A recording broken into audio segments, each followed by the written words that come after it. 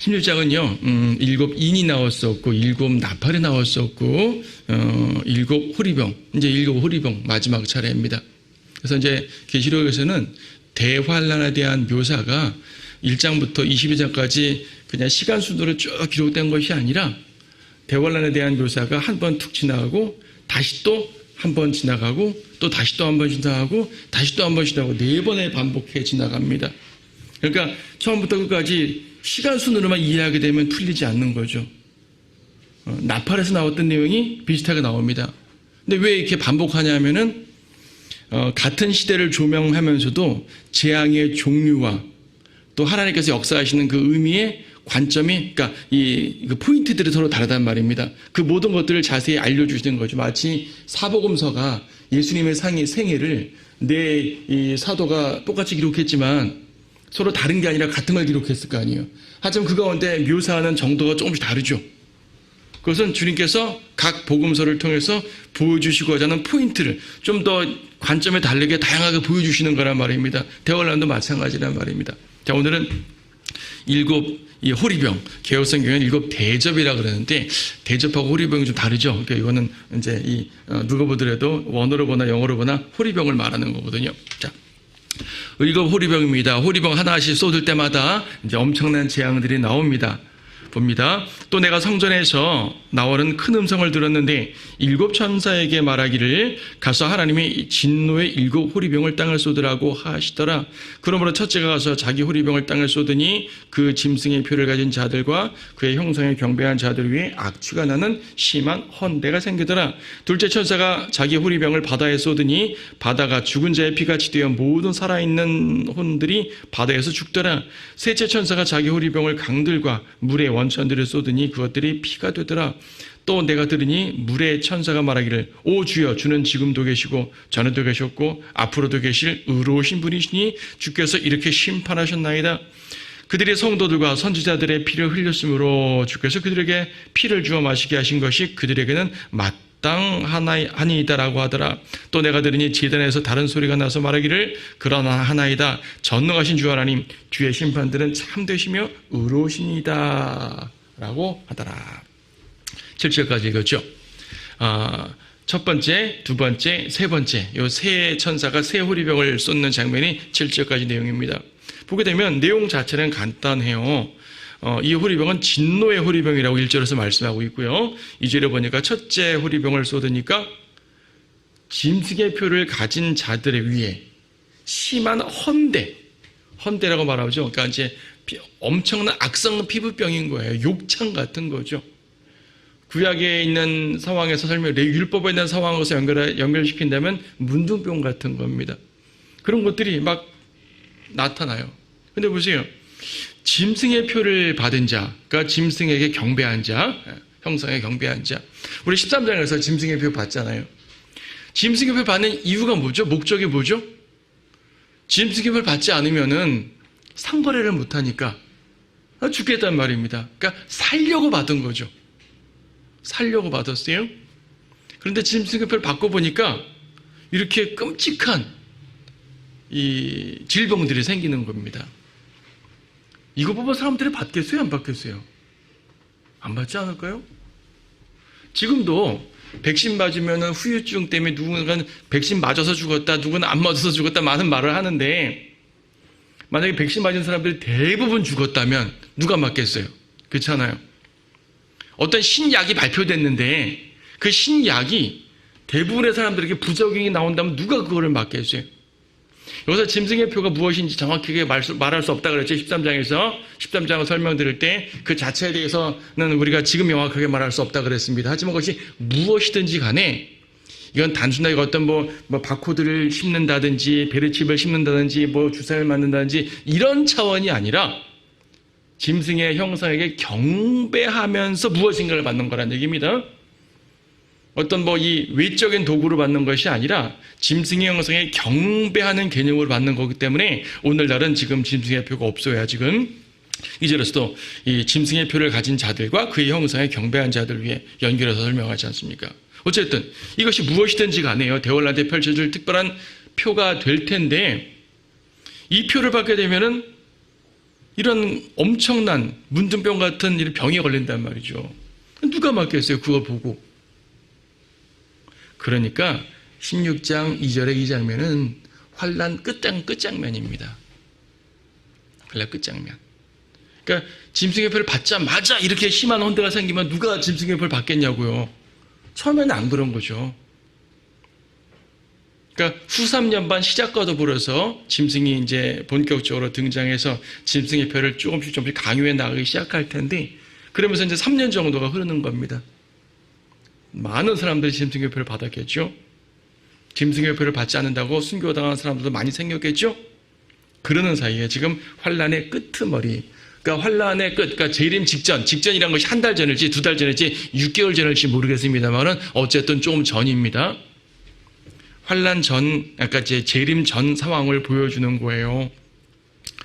그러니까 이제 부작용이 막 나오고 문제가 생기기 시작합니다. 둘째 오리병을 3절에서 쏟으니까 바다가 피같이 됩니다. 4절에서 셋째 오리병을 쏟으니까 강과 물의 원천들이 피같이 됩니다. 피가 되어버리는 거예요. 온통 피가 되어버리는 거죠. 바다가 피가 되어버리니까 산소가 없어지죠. 그러니까 물고기들이 죽겠죠. 여기서 모든 살아있는 혼이 죽는다 그러니까 혼은 안 죽잖아요. 영혼 몸 중에 혼은 안 죽지 않습니까? 그렇게 생각할 수 있는데, 여기서 혼이라는 것은 영혼 불멸의 그런 혼을 말하는 것이 아니라, 제가 한번 설명드렸어요. 혼이라는 것은 단순하게 생명이라고 번역될 수도 있는 단어예요. 육체의 생명도, 그러니까 생명이라는 말 자체가 혼으로 번역될 수 있는 말이거든요. 그래서 바다에 살아있는 혼이 죽었다는 얘기는 바다의 생명체들이 죽었단 말이에요. 문맥적으로 그렇습니다. 여기서는. 그리고 4절에 있는 것처럼 강과 물의 원천들이 피가 됩니다. 이 말은요, 식수도 오염됐단 말입니다. 그렇죠. 식수가 오염됐기 때문에 수도꼭지를 틀어도 피가 나온다는 소리죠. 이 시대에는 우물물을 푸는 상황이겠지만 우물을 풀 수가 있어요. 피밖에 없는데 지금은 수돗물을 틀어도 피가 나오는 상황이 되는 것이고, 자, 온통 피가 됩니다. 생활용수까지 피가 됩니다. 자, 왜 피의 재앙을 받아야 될까요? 이들이 피의 재앙, 이것은 답이 나와 있습니다. 6절이죠. 그들이 성도들과 선지자들의 피를 흘렸으므로, 피 흘렸기 때문에 피의 재앙을 받는다. 근데 피의 재앙은요, 사실 피를 마시게 되는 것보다도 14장 19절이죠. 예, 14장 19절에서 그러므로 그 천사가 낮을 땅에 대어 땅에 포도송이를 거두어서 하나님의 진노에 큰 포도즙틀에 던져 넣으니 그 포도즙틀이 도성 밖에서 짓밟히니 그들에서 피가 흘러나와 말고피까지 닿고 일춘일배 스타디움까지 퍼지더라. 사람들의 피가 쫙쫙 튀어나올 정도로 살육당하는 거, 이게 피의 재앙이에요. 구약에도 누군가를 죽인 사람은요, 그 자신의 피에 의해서만 정욕해야 된다 그랬습니다. 무슨 말인가 하니, 내가 누군가를 죽이면 나도 죽어야 된다 그 말이에요. 그래야 땅이 깨끗해진다고 말씀하셨습니다. 그러므로 이 사람들이 피를 흘렸던 그 죄에 대한 심판은, 기본적인 심판은 그들이 죽는 거예요. 그것이 14장 19, 20절에서 말씀하고 있는 거죠. 악인들의 멸망.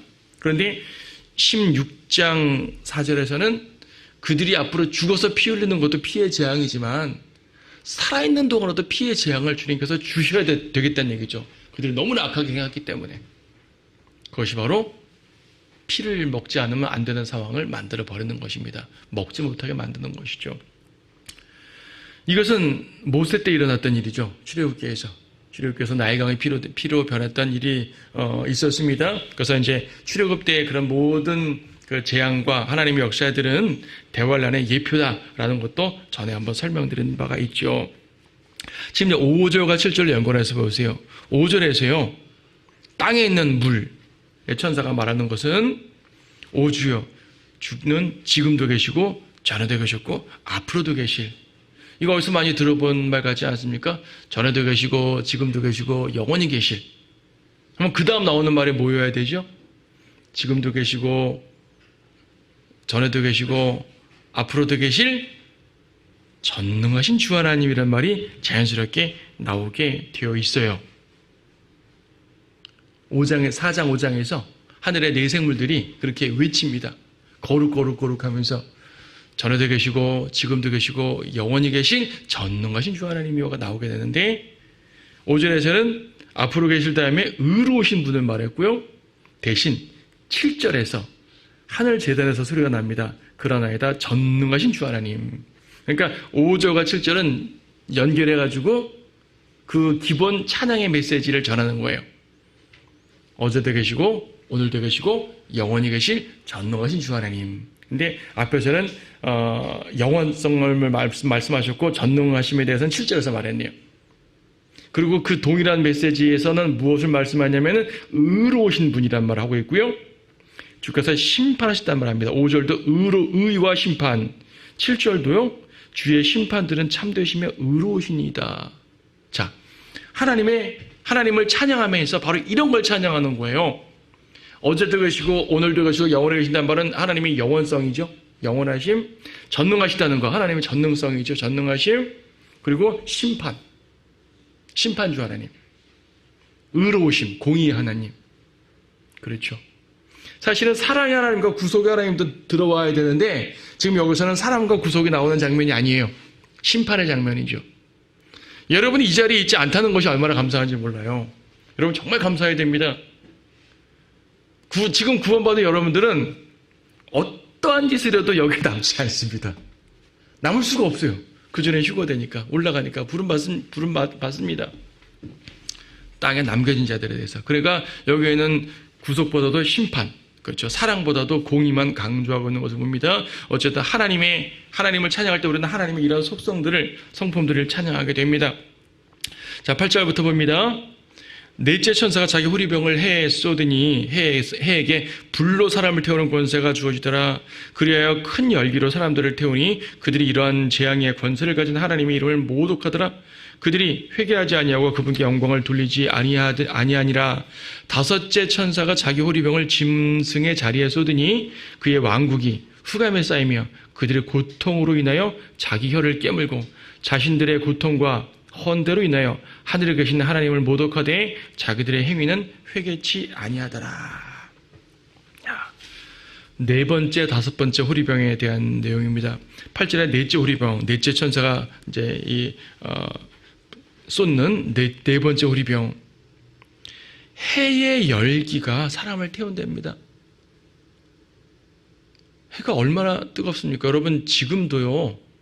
오존층이 뚫린다 뭐한다 하면서 예전과 다르게 태양으로 말미암아 피부가 손상되는 일들이 종종 생기지 않아요? 예전과 다르게 점점 심해집니다. 저 유럽 같은 데 보게 되면 진짜 예전과 다르게 태양 때문에 고통받는 사람들이 지금도 너무나 많아요. 우리나라는 그나마 다행인 것입니다. 하지만 대환란 때는 모든 세상이 그렇게 될 것입니다. 이스라엘 중심이지만 대환란은 전 세계적인 심판이니까. 자, 열기로 사람을 태운다. 열기로. 그리고 곧바로 10절에 있는 다섯 번째 천사의 재앙에서는 흑암이 쌓입니다. 여러분, 태양이 열기로 사람을 고통 준다는 얘기는 빛도 그만큼 세단 말 아닐까요? 물론 가시광선 없이 열기로만 사람을 해칠 수 있지만 그거는 특별한 도구를 써서 의학적인 과학적인 도구를 써야지만 가능한 것이고 일반적인 경우에서는요 빛과 열이 같이 옵니다. 태양에서 밝으면 그만큼 더운 거고요. 더우면 그만큼 밝은 거예요. 기본적으로 뭐 지열로 더워지는 거 말고 태양 빛으로만 덥다고 말할 때 그러면 이 태양의 열기로 사람을 죽일 정도라면 빛도 엄청나게 밝아진다는 얘기인데 오해하지 마세요. 대환란 시대 전체가 이렇단 말 아닙니다. 대환란 끄트머리에 다양한 재앙들 중에 하나예요. 이런 재앙이 싹 휩쓸고 가고 그 다음에 이런 재앙이 싹 휩쓸고 가는 겁니다.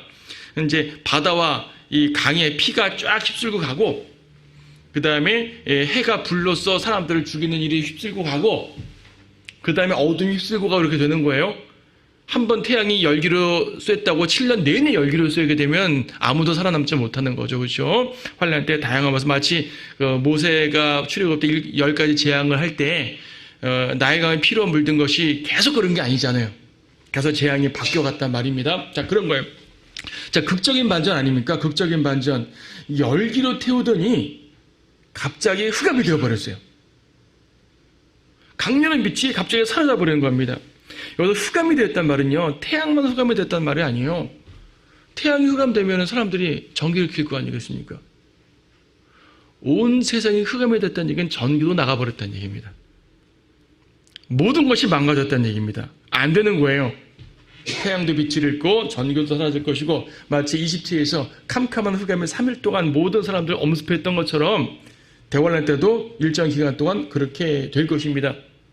그럼에도 불구하고 사람들은 회개하지 않습니다. 9절에서 해가 열기로 태울 때도 사람들은 하나님을 모독하고요, 회개하지 않고 영광을 돌리지 않습니다. 11절에서도 5번째 천사가 호리병을 쏟을 때, 그러니까 흑암이 가득 쌓였을 때도 사람들은 고통과 헌대로 인해서 하나님을 모독하지 회개하지 않습니다. 자, 껌껌한 흑암의 고통 때문에 하나님을 모독한다 라고 말하면 이해가 되겠는데, 헌대로 인하여 모독한다 그랬어요. 저 헌대로 인하여 모독하는 것은 지금 2절에 붙어야 정상 아닙니까? 2절에서 심한 헌대가 생기더라, 근데 그들이 회개하지 않더라라고 말해야지 맞는 말, 정상인 것 같은데, 지금 이 고통과 헌대라는 말을 지금 11절에 붙었어요. 그러니까 이제 2절에 있는 첫 번째 재앙이 계속 한번 헌대가 생긴 것이 오래 갔다는 말이기도 하겠지만, 특별히 여기에 이 말이 붙어 있는 걸 보게 되면은 흑암에 가득 쌓여서 이들이 병원에 가서 치료도 받지 못한다는 말이죠. 그렇잖아요. 사람이 아픈 것보다 무서운 게 치료받지 못하는 겁니다. 요즘 코로나 시대 그랬잖아요. 코로나 걸린 것보다 병상이 없으니까 사람들이 막 화를 내고 막 그러잖아요. 예. 약이 없다니까 얼마나 막 그러겠어요. 막 그런 겁니다. 갈 수가 없어요. 모든 것들이 차단되어 버립니다. 짐승의표만 받으면 모든 것이 프리패스인 줄 알았어요, 이들은. 근데 짐승의표를 받은 것이 오히려 그들을 고통스럽게 하고 무용지물이 되게 됩니다. 하나님께서 빛을 만드신 하나님께서 빛을 거둬가 버리시는 거예요. 세상의 빛을 거절한 이 세상 사람들에게 이 빛을 거둬가 버리는 겁니다. 그들에게 끔찍함을 보여주는 거죠. 그들은 고통 가운데서 치료도 받지 못하고 먹지도 못하고, 이것이 며칠 갔단 말은 없지만 이 고통 가운데 그들은 하나님을 모독합니다. 회개하지 않습니다. 여러분, 사람이 고통이 심하게 되면 여러분 어떻습니까? 가벼운 고난이 있게 되면은 이기기도 합니다. 참기도 합니다. 신앙이 있는 사람들은 그래, 하나님 믿으면서 견뎌내야지 이런 말도 합니다. 근데요, 고통이 심하게 되면은 하나님 원망합니다. 믿는 사람들마저도 하나님 왜 나에게 이런 고통 주십니까? 원망하기도 하고요. 믿지 않는 사람들은 하나님을 저주하고 욕하기도 하죠. 이상하죠? 심판이 세지면 더 무릎을 꿇어야 될 거 아니겠어요? 심판이 약할 때는 경시하더라도요, 심판이 세게 오게 되면은 무릎을 꿇고 겸손하게 회개해야 정상 아닙니까? 그럴 것 같죠? 현실은 그렇지 않습니다. 심판이 셀수록 사람들은 더 회개하지 않고요, 하나님을 원망하고요, 저주하고요, 모독합니다. 대환란 때 그렇게 될 거 아니에요. 자, 이것이 이제 심판이 가볍게 오게 되면 사람들은 이것을 하나님을 부정하는 세상 사람들이니까 이것은 무슨 하나님이 심판한 거야, 그냥 자연재해지, 이런 식으로 넘길 겁니다. 하지만 심판이 세질수록 이것은 자연재해를 뛰어넘었어 라는 걸 알게 됩니다. 이것도 보세요. 9절에도 그들이 이러한 재앙의 권세를 가진 하나님의 이름을 모독하더라. 이 재앙이 하나님으로부터 왔다는 것을 그들도 안다는 거예요. 단순한 자연재난이 아니라고요. 처음엔 자연재난으로 알았지만 이젠 더 이상 자연재난으로 알지 못합니다. 이집트의 그 출애굽 당시에도 말입니다. 처음에는 왜 이런 고난이 오지, 왜 이런 재앙이 오지 하다가 나중에는 이것은 히브리인들이 하나님이 주신 재앙이다 라고 알게 되었었습니다. 그때에도 그것을 안 소수의 이집트인들은 히브리인들에게 딱 붙었어요. 나 너네 편 먹을래. 그래서 일부는 어린 양의 피도 발랐고요, 일부는 이스라엘 백성이 출애굽할 때 같이 나오기도 했었습니다. 하지만 대다수 이집트인들은 어땠습니까? 첫 태생에 죽었음에도 불구하고 하나님을 대적하고 이스라엘을 죽이러 쫓아오기까지 합니다. 그게 세상의 모습입니다.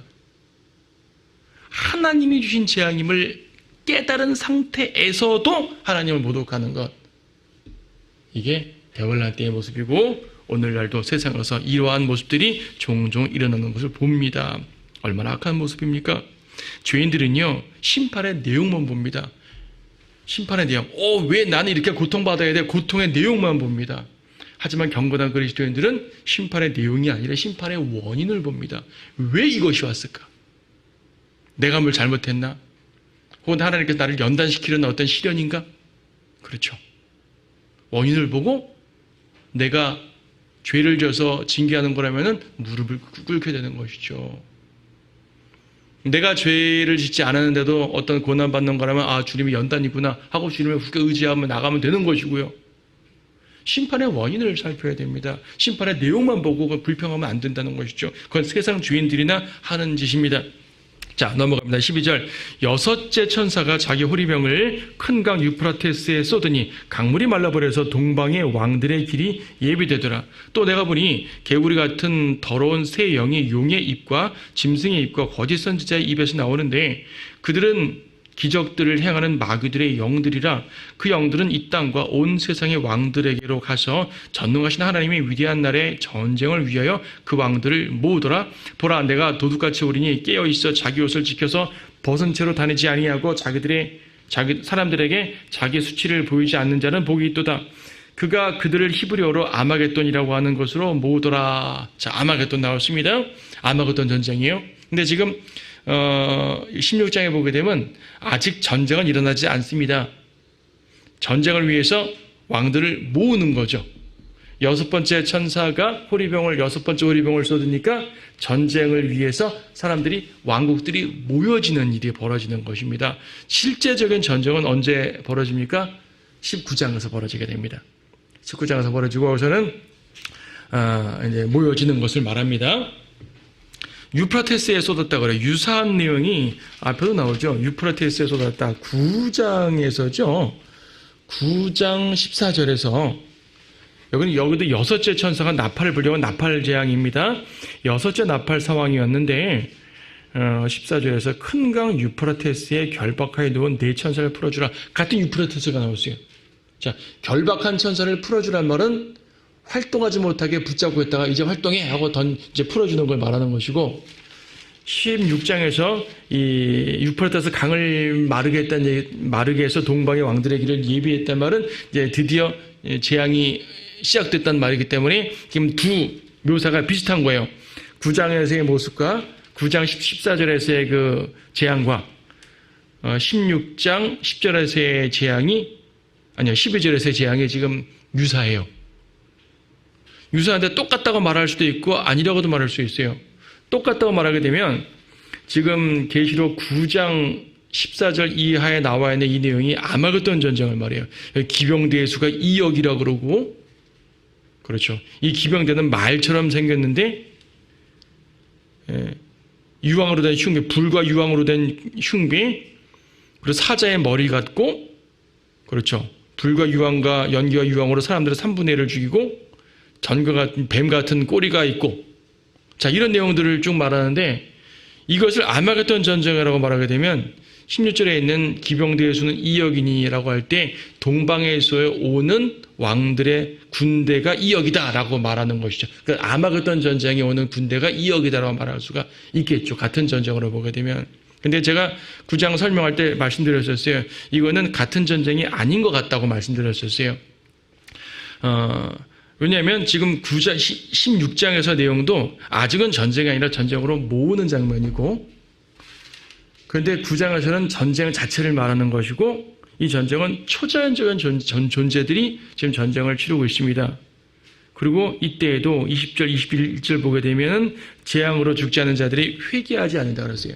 아마겟돈 전쟁이라면 회개하고 말고 할 거 없어요. 그대로 끝나버리죠. 너희들이 지속적으로 회개하지 않고 악행을 한다라고 말하는 걸 보니 요거 이후에 뭔 일이 더 벌어진다는 말이죠. 그래서 환란 끝에 있는 장면이긴 하겠지만 이 자체가 아마겟돈이 아닐 수도 있다, 또 다른 전쟁일 수도 있다라고 제가 말씀드린 바가 있어요. 자, 100% 확실히 말할 수는 없지만은 저는 그런 쪽으로 설명을 합니다. 16장에서도 지금 아마겟돈 전쟁을 위해서 준비되고 있는 겁니다. 아직 전쟁 자체는 일어나지 않았어요.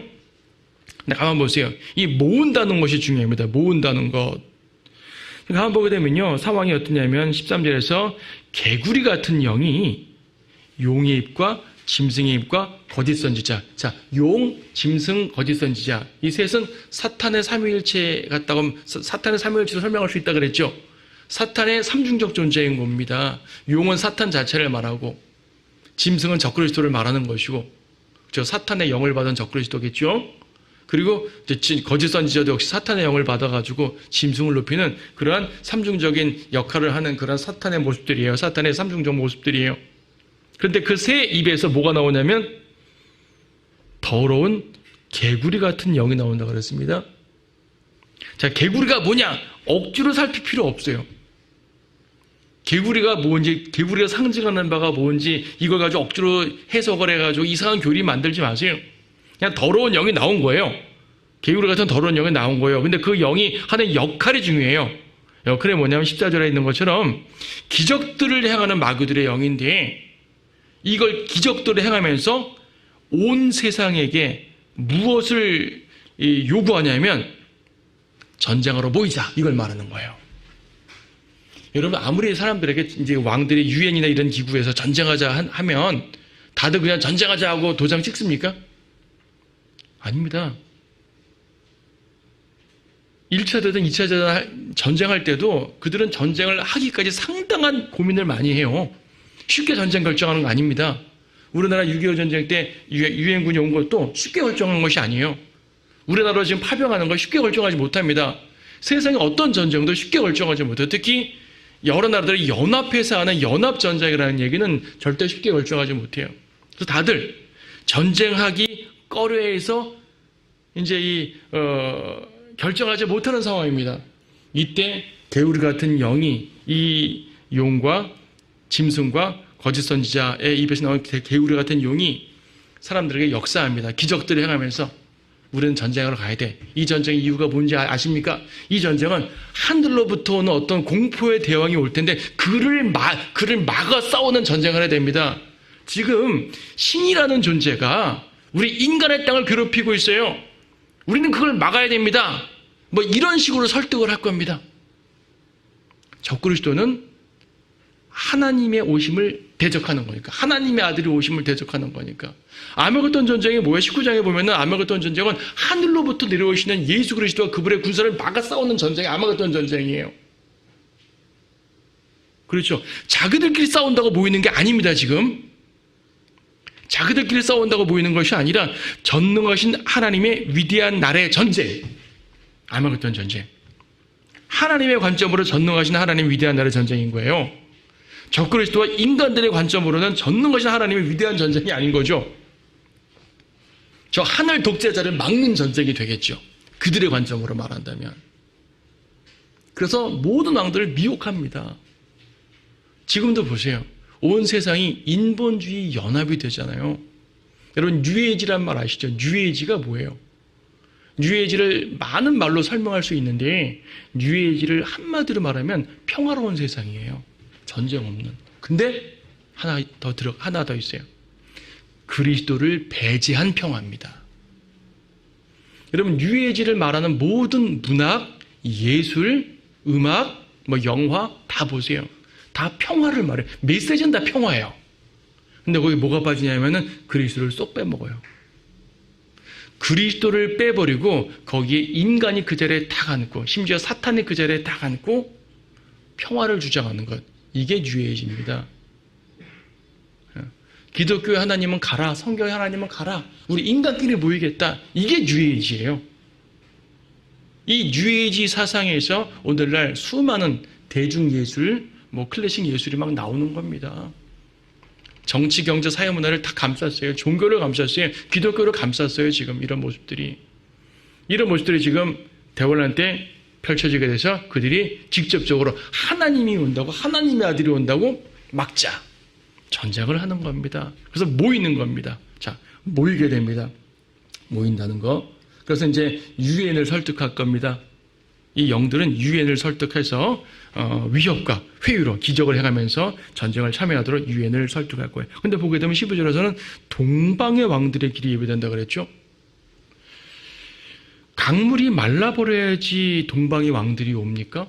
여러분, 옛날에는 주로 육로 전쟁이니까 강이 있으면 전쟁을 못했어요. 그걸 건너야 전쟁을 하죠. 근데 강이 말라버리니까 그대로 올 수 있잖아요.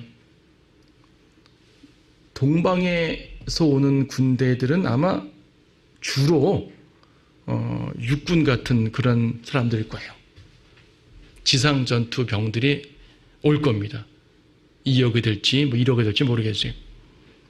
그러면서 동방의 왕들이 온다 그러는데, 그럼 이 아마겟돈 전쟁은 동방의 왕들만 하는 전쟁인가? 서방 왕들은 아마겟돈 전쟁에 참여 안 할까요? 영국, 프랑스, 뭐 독일, 뭐 이런 프랑스 같은 이런 소위 말하는 EU 국가, 유럽 국가들은 전쟁에 참여 안 할까요? 아메리카 국가들은 전쟁에 참여 안 할까요? 참여해요. 근데 왜 동방이라 그랬을까요? 동방에서 오는 그 왕의 군대들은 유프라테스 강물 마르니까 그냥 육로로 쳐들어오는 것이고요. 나머지도 있죠. 지금 14절에서 온 세상의 왕들을 또 모은다고 하지 않습니까? 온 세상의 왕들. 동방의 왕들만 모이는 게 아니에요. 온 세상의 왕들이 모여요. 이제 굳이 설명을 하려면 동방 군대는 육군으로 올 것이고 서방 군대는 해군 공군으로 올지도 모르겠어요. 이건 정확한 말이 아니라 그럴 수도 있다는 말입니다. 어쨌든 온 세상이 모이는 것이 아마겟돈 전쟁입니다. 모든 대륙에서 모일 겁니다. 어디로 모입니까? 16절에 아마겟돈이라는 곳으로 모입니다. 이 아마겟돈 골짜기라고 보통 말하는데 거기 어디예요? 저기 이스라엘의 북쪽입니다. 갈릴리 바다 바로 밑에 있습니다. 갈릴리 바다 바로 밑에 있는 거대한 그 에스드라 엘론 평원이라는 약간 좀 큰 평원이 있는데 골짜기를 낀 평원이에요. 여기를 무깃도 골짜기, 무깃도 평원이라고도 말합니다. 거기에서부터 전쟁이 시작됩니다. 거기서 모여가지고 전쟁이 시작해서 어디까지 오냐면은 예루살렘 앞까지 오는 것이고요. 예루살렘 앞까지 와가지고 사해바다를 지나서 홍해까지 내려갑니다. 지난번 설명드렸죠. 그 1600 스타디온이라고 피가 흐른다고 말했습니다. 아마겟돈 골짜기부터 예루살렘 앞까지 요단 협곡 전체의 기간, 그 길이가 이 정도 300km 이상 된다 그러는데 거기에 피가 가득 찬다고 했으니까 얼마나 많은 사람들이 아마겟돈에서 죽는지 알 수가 있습니다. 아마겟돈 전쟁, 바로 아마겟돈 전쟁이에요. 그런데요, 여기서 지금 이 사람들은 자기들이 전쟁을 오는 것 같지만 사실은 하나님께서 모은다 그랬죠. 하나님께서 모은다 그랬습니다. 하나님께서 모은다 그러면 여기 여러분 어디를 보시냐면요. 스파냐 3장 8절 잠깐 보세요. 스파냐 3장 8절.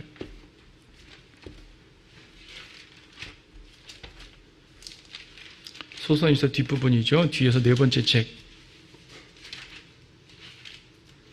스파냐 3장 8절 보게 되면 이런 말씀이 있습니다. 주가 말하노라. 그러므로 너희는 내가 일어나서 먹이로 삼는 날까지 나를 기다리라. 이는 내 결심이 민족들을 모으는 것이미니. 하나님의 결심이 민족들을 모은대요. 그러니까 민족들은 자기들이 모인 것 같지만 사실은 하나님이 모으시는 거예요. 오늘 에큐메니칼이니 뉴에이지니 자기들이 모이는 것 같지만 사실은 하나님이 모으시는 거예요. 모아서 뭐 하십니까? 내가 왕국들을 모아서 그들 위에 내 분노 곧 나의 모든 경로를 쏟으리라. 심판하시기 위해서 모으는 겁니다. 아마겟돈 전쟁은요, 하나님 편에서 거는 전쟁이에요. 적그리스도가 자기들 편에서 거는 전쟁인 줄 생각할지 모르지만 사실은 하나님 편에서 거는 전쟁이고 그들을 모아서 멸하는 거죠. 쭉정이를 단으로 묶는 작업인 거예요. 내 결심이 민족들을 모으는 것이니라고 말씀하셨습니다. 포도를 포도즙 틀에 던지는, 모아서 묶어서 던지는 이러한 장면을 말하는 겁니다. 자, 그런 과정에서 15절에서 보라 내가 도둑같이 우리니 깨어있어 자기 옷을 지켜서 벗은 채로 다니지 아니하는 사람에게 복이 있도다라고 말씀하십니다. 여기서 도둑같이 온다는 말은 공중재림이나 지상재림 모두에게 적용될 수가 있어요. 근데 여기서 문맥적으로는 지상재림에 적용되죠. 왜냐하면 환란 이후에 오시는 것을 말하는 것이니까 지상재림에 적용돼요. 공중재림은 환란 전에 오시는 거, 우리 휴가 되는 거, 그렇죠? 이거는 환란 이후의 모습이니까 지상재림의 모습입니다. 그때까지 자기 옷을 지켜서 벗은 채로 다니지 아니하는 자들은 복이 있도다. 자기 수치를 보이지 않는 자들은 복이 있도다. 무슨 말입니까? 자기 옷을 지키는 자, 행위로 지키는 자를 말하는 거예요. 우리는 다 한 번 믿으면 주님이 지켜주십니다. 우리는 떨어져 나갈 수가 없어요. 하지만 환난 성도들은 떨어져 나갈 수가 있잖아요.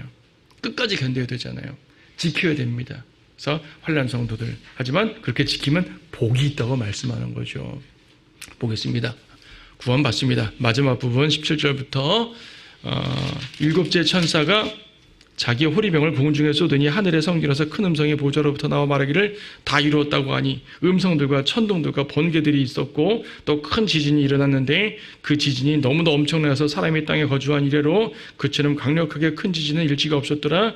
또 그 큰 도성이 세 부분으로 갈라지고 민족들의 성읍들도 붕괴되며 큰 바빌론이 하나님 앞에 기억되었으니 이는 그녀에게 그분의 맹렬한 진노의 포도잔을 주기 위함이니라. 그러자 모든 섬이 사라지고 산들도 보이지 아니하더라.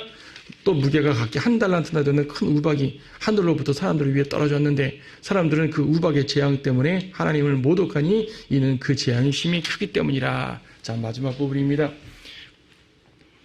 시간이 다 되었는데 이 부분도 설명을 좀 해야 될 것 같으니까 17절부터 다음 시간에 이어서 하도록 하겠습니다.